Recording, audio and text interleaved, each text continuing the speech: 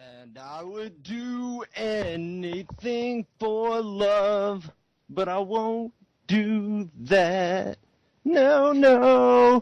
What is up, guys, and welcome to another edition of WZR Radio here on WZROnline.com. It is Tuesday, May 10th, and we kick this shindig off with a little bit of meatloaf. Come on, guys, that was good. People in the chat room, give me some props on that. I worked all day, downloaded, what's the name? That's a meatloaf, what is it? I don't know. I don't even know it, but all I know is I got to give you major props for that one, bro. That was probably the best impersonation I've ever heard. Yeah, like that. Hopefully it doesn't wind up on YouTube, man. I sang, one time I think it was We All Live in a Yellow Submarine or something like that. And wow. It wound up on YouTube, so whatever. What's up with you, Chris? Back for another week, man. We missed last week, but we're back this week, man. We got a lot to talk about. It's been crazy, right? Dude, yeah, for sure. It's been a crazy 2 weeks, not only in the ring, but behind the scenes. We've had so much going on. We've not only seen Ric Flair return to the ring in singles competition, but we've also seen the whole Bubba Kong controversy. Bubba Kong. I actually heard, I think it was it last Monday, I think it was, where I guess I did the post on him because it all happened. He did that interview, and it was posted on YouTube. He did an interview, and they called up Kong on air. And a Cowhead. Is that what it was? Cowhead show. All right. And they called up Kong on air, and basically, I mean, they just had it out, and he called her a big black bitch, a big fat black bitch or something like that. I mean, it was pretty brutal. And he started talking about her fake panic attack when the whole situation went down behind, back when she punched him.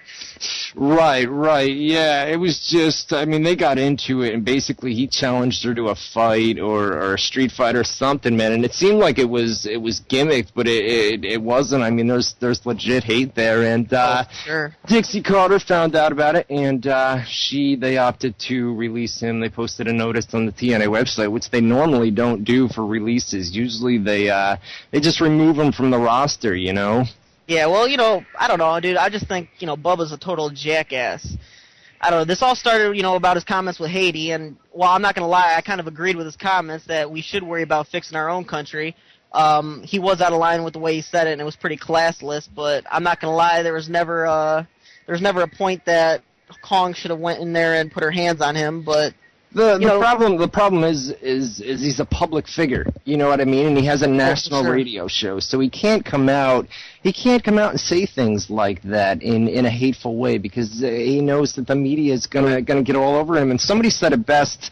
I was out last weekend and we got talking about Bubba, and somebody said, go out and ask 10 people who Bubba is, and I guarantee you, nobody knows who the fuck he is. You know what I mean? Nobody, unless you're in Florida and you listen to his radio show, but as far as anybody else, or if you're not a TNA fan, you wouldn't know who Bubba was. Well, yeah, I'm not going to even lie. Before TNA, I didn't have any clue who the hell he was.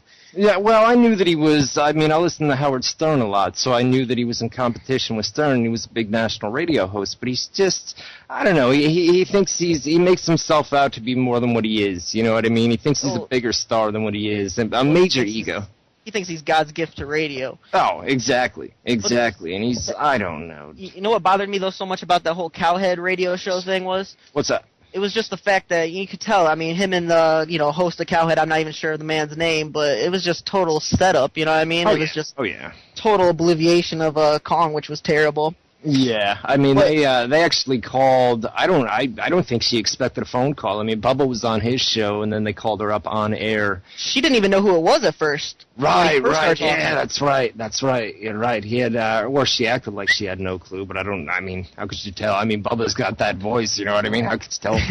That's not Bubba. You know what I mean? But dude, well, Bubba was out of line, but I don't think Kong's no angel in this whole thing herself. Hey, Wackenbush fan in the chat says, "Wow, I'm surprised I haven't heard Ryan say dude yet." I'm struggling, man. I'm struggling because we've heard about 20 from you so far. No, I'm just playing. that was, to be honest with you, that was my first thing I was going to say when I got on, but... Dude. Guys, we've got our live chat room, WZROnline.com/chat. We'll talk more about Bubba later on. I guess last Monday, like I was saying, he called me out in the radio show or something, but I haven't, I don't know where to download that type of stuff, so... I've been looking for it. I think it was last Monday's show. If anybody knows how to download Bubba, pass that along to me. I haven't heard what he said, but I guess you're a star now. Well, not really, man, because we just talked about Bubba being a fucking nobody. You know what I mean? Yeah, dude. But, all right, so WZROnline.com/chat. We're going to take live phone calls in hour number 2. SmackDown spoilers, guys. Here's the deal with that. I've got Dean from Buffalo. He's a fan of WZR Radio, listens every week. He's in Buffalo tonight for the SmackDown and NXT tapings, and he is texting me results through email. So basically what I'm doing, we're live on the radio, so I don't have time to retype these up. So it's basically a draft of what he sends me. No, grammar, stuff like that. It's pretty bad. But ProWrestlingScoops.com, it's the second post down under the WZR Radio post, which is the top one. So the second post down, SmackDown spoilers, ProWrestlingScoops.com. I'm gonna wait till NXT is done, and then I'll give out NXT spoilers. I'll do it here on the radio, but if you want to read, if you want to be up to date with what's going on, I'm just going to paste them from my email, whatever he sends, and then I'll go back later and edit. But it's at ProWrestlingScoops.com, so head over there right now for that. And don't shut off WZR Radio, though. Open a new browser. Right. There you go. What else, man? What else? Well, like I said, live phone calls in hour number 2. How was your weekend, man? Chris Haller, for those of you guys that we weren't here last week. There was some production issues, but the week before, Chris Haller debuted here on WZR Radio, and he's back for his second week. So for those of you that missed that show 2 weeks ago, you know what's going on. Chris Series from Detroit, Michigan. Detroit, Michigan, no doubt. But I go to school in East Lansing. I'm at Michigan State University. Go Green. Go Green, no doubt. They always have that in college football. It's the Michigan versus Michigan State, that rivalry that they always do. That is by far the most craziest game to go to during the year, my man. Do you go to games or no? Oh, for sure, dude. I mean, the best thing about it though is there's always some jerks that want to sit in the student section, from the other school, so they always get that little special treatment, though. Everybody points at them and chants all together, asshole, and usually takes his hat and throws it on the field. Oh, jeez, man. Good little time. Man, college football is, I can't say that. As far as basketball is concerned, college basketball kills NBA. But as far as football, I mean, you gotta go NFL. You're not a Detroit fan, right? I was gonna say I can't go NFL, man. All I got is college football. I got my Lions. That's. I know. I was just thinking. Well, Boon's a fan of Detroit too, man. But I'm a fan of Buffalo. So I got the same problem. I'd love to know how Boone became a fan of the Lions. Oh, I don't know. Well, he's from Jacksonville, so I don't know what the deal is, man. But he's a Detroit fan. Baltimore, I think, is his backup team. But I've been a Buffalo fan for, God, man, 20 years since I was a kid, and all those Super Bowl losses where it was back-to-back. That was terrible. Remember who was it, Scott Norwood? Remember he missed that? It was like a 19-yard field goal or something like that for a Super Bowl win, and he missed it.